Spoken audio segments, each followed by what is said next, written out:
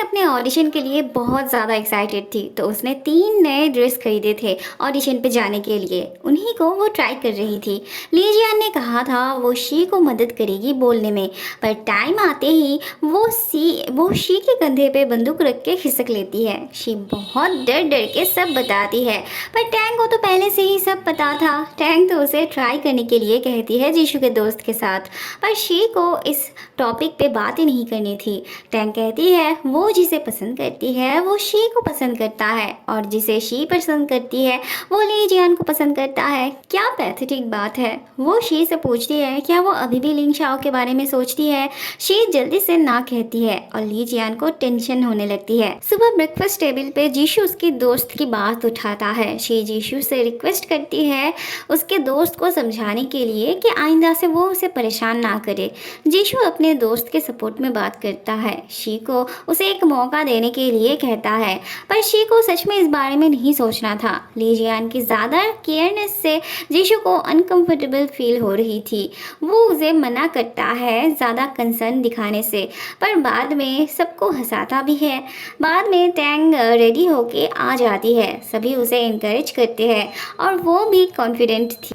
वो इतनी ज़्यादा एक्साइटेड थी कि ब्रेकफास्ट भी नहीं करती। शी की ज़िंदगी में एक प्रॉब्लम सॉल्व ना होते ही दूसरी आ जाती थी। उसके मॉम ने उससे बिना पूछे ही उसके लिए एक महंगा घर लिया था, जिसके पैसे शी को भी भरना था, और वो भी उसके नया जॉब पाने के बाद, जो कि उसे करना ही नहीं था। उसकी मॉम तो उसे प्रेशर पे प्रेशर डाली जा रही थी। ऊपर से जीशु का दोस्त फिर से उससे मिलने चला आता है। शी फिर से उससे कहती है वो उसे पसंद नहीं करती।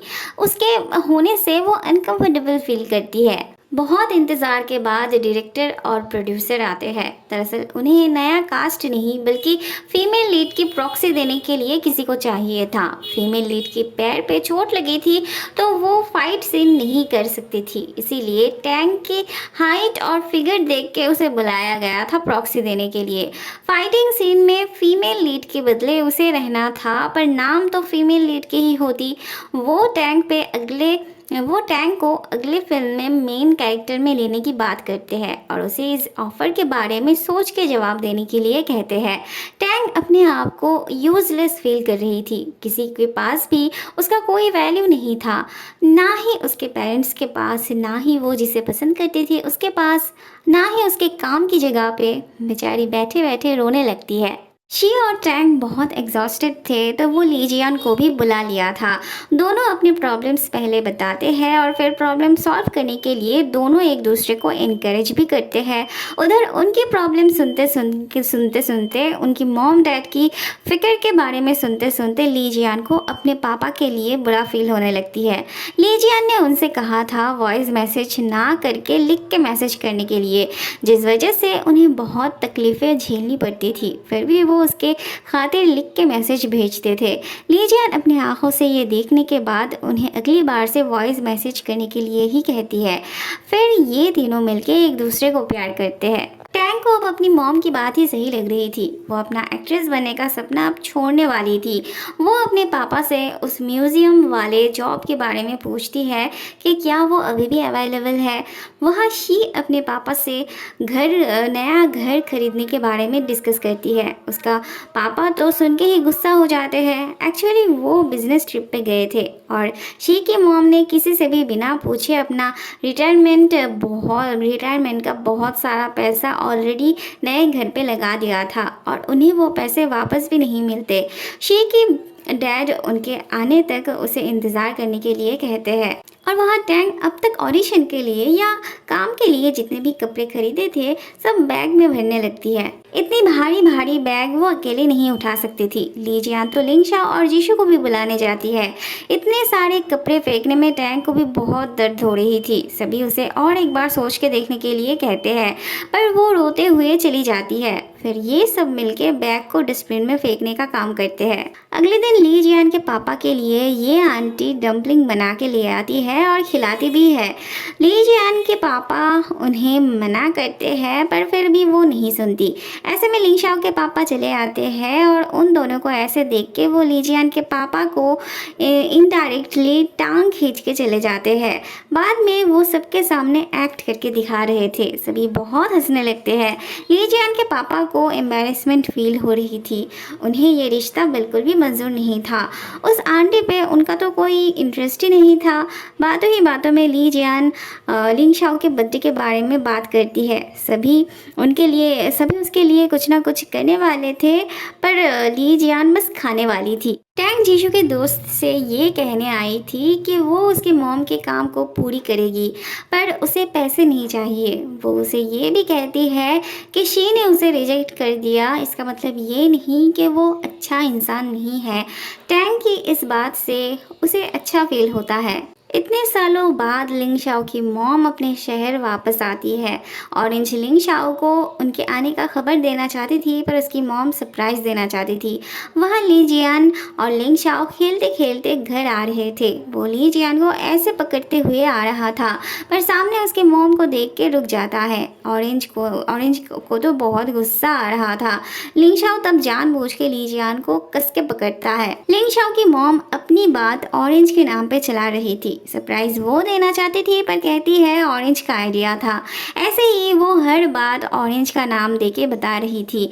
ऑरेंज अब बच्ची नहीं थी तो वो भी सब बता देती है कि ये सब उनकी बात है ना कि उसकी।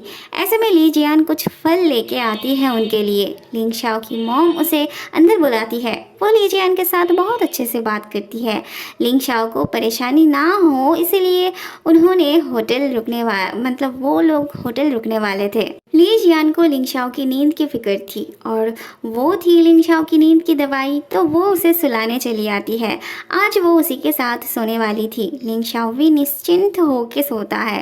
अगले दिन जीशु की मॉम अपनी बहन से मिलने आती है। एक दिन उनके पास बिल्कुल भी पैसे नहीं थे। आज वो अपनी बहन को उसके पति के लिए पैसे देने आती है। वो लेना नहीं चाहती थी पर जीशु की मॉम सुनती नहीं। लिंग शाओ की मॉम फिर से बिना बताए उसके काम की जगह पे चली आती है। वो तो उसके कलीग्स के लिए बहुत सारी गिफ्ट्स भी लेके आई थी। लिंग शाओ को जब इस बारे में पता चलता है तब उसे ज़रा सा भी खुशी नहीं मिलती। लिंग शाओ अपनी मॉम से ज़्यादा बहन के साथ कंफर्टेबल फील करता था क्योंकि ऑरेंज अब बहुत मैच्योर बन चुकी थी। वो ऑरेंज को शहर घुमा के दिखाना चाहता था जिससे ऑरेंज को तो बहुत हैरानी होती है और खुशी भी मिलती है। जीशु की मॉम का बेटा खो गया था जिसे लिंग शाओ के पापा ढूंढ के देते हैं। यहाँ पे हमें पता चलता है ये जीशु के मॉम का बेटा नहीं था। उन्होंने तो शादी भी नहीं की थी। ये उनके एम्प्लॉय का बेटा था जो कि अपने पति से बचने के लिए सेल्फ डिफेंस में उन्हें मार डाला था। वो अब जेल में थी। जब तक वो बाहर नहीं आती तब तक वो उसके बेटे की जिम्मेदारी ली थी। जीशु के मॉम की शादी ना होने की बात से ली जियान के पापा को शायद अच्छा लगा था। वो शायद जीशु के मॉम से प्यार कर बैठे थे, इसीलिए अभी तक सिंगल थे। दोबारा शादी के बारे में नहीं सोचा। एक तरफ वो खुश भी थे, दूसरी तरफ उन्हें उनके लिए बुरा भी लग रहा था क्योंकि इस झूठ की वजह से वो जीशु की नज़रों में नीचे गिर गई थी, उससे दूर चली गई थी। लिंग शाओ घर आके जब कमरे में जाता है तब वो ली जियान को छुपे रहते हुए देखता है। आज भी वो लिंग शाओ के साथ सोने वाली थी पर लिंग शाओ उसे अपने कमरे में जाने के लिए कहता है क्योंकि रोज़ रोज़ ऐसा करना सही नहीं था। सुबह सुबह लिंग शाओ को ली जियान का बर्थडे गिफ्ट मिलता है।